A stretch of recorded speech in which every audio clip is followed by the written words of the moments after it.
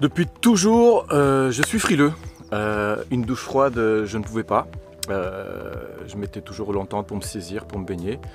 En hiver, je mettais des pulls, des blousons, des bonnets, des gants même parfois.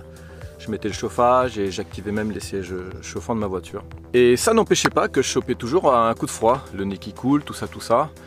Et puis je me suis dit, attends, t'es devenu si fragile que t'as besoin de payer pour des vêtements, parfois fait avec d'autres animaux, payer pour me chauffer, payer pour aller voir le médecin, payer pour les médicaments quand j'étais malade.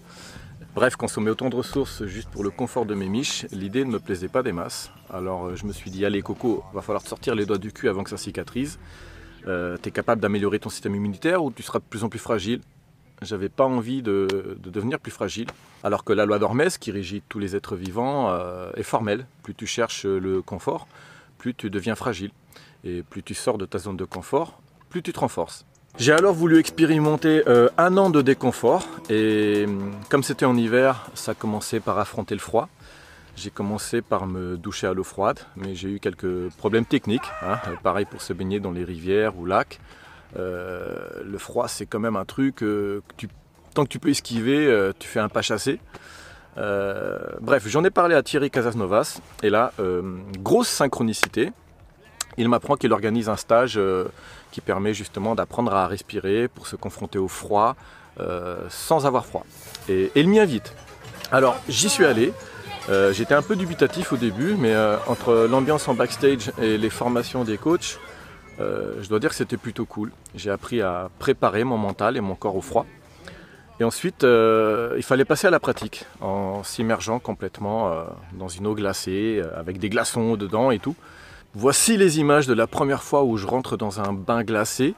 J'ai pu le faire au bout de 2 jours avec la technique de respiration mise au point par Wim Hof, que l'instructeur juste ici nous a transmis. Eh bien ça passe, franchement, je me suis surpris à vouloir recommencer.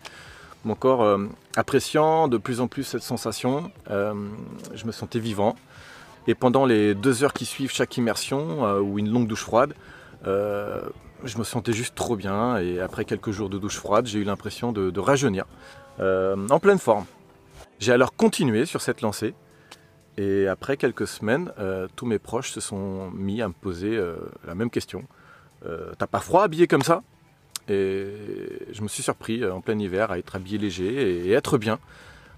Plus je sortais de ma zone de confort, plus mon corps était confortable. Et en me confrontant au froid, j'ai renforcé mon système immunitaire apparemment. J'ai même coupé le chauffage de chez moi tout le reste de l'hiver. Et le résultat est étonnant. J'ai clairement gagné en capacité d'adaptation. Et je me sens plus résistant.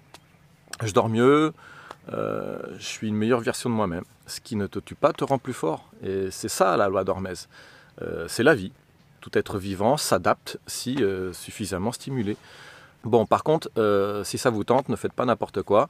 Ne vous jetez pas dans un lac glacé ou ne restez pas sous une douche glacée n'importe comment. Il y a une méthode, il y a des techniques. Puis juste après la séance de froid aussi, il y a des techniques pour réchauffer son corps. Je vous invite à expérimenter la méthode Wim Hof, celle que j'ai apprise.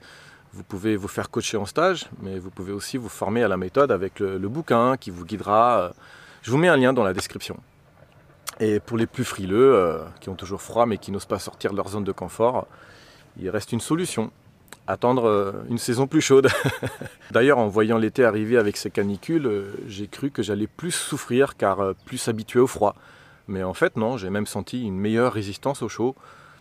Va comprendre, je me rends compte que mon corps est une véritable énigme. On veut nous vendre plein de trucs pour aller mieux, mais il semble qu'on a déjà tout en nous. Notre corps est une machine géniale, faut-il encore le stimuler et l'expérimenter.